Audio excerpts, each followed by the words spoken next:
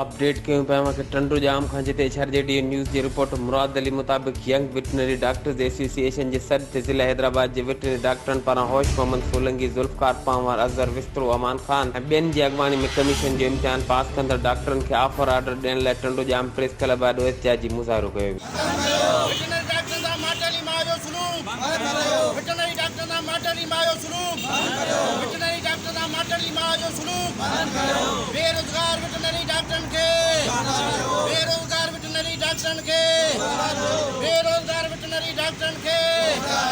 इन मौके ते अॻवाननि मीडिया सां ॻाल्हाईंदे चयो त सिंध में वेटनरी डॉक्टरनि जी खोट सबबि जानवरनि जो इलाज न पियो थी सघे, जंहिं करे मुख़्तलिफ़ बीमारियुनि में सवनि जी तइदाद में जानवर मरी रहिया आहिनि ऐं मालबंद माण्हू सख़्त परेशानी खे मुंहुं ॾेई रहिया आहिनि।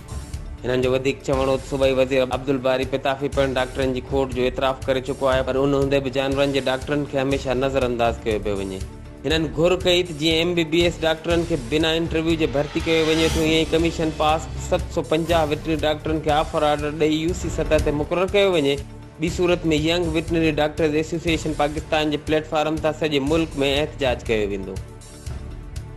HRJD न्यूज़ ते इन वक़्त ताईं बसि एतिरो ई। वधीक ख़बरनि ऐं अपडेट्स लाइ ॾिसंदा रहो HRJD न्यूज़।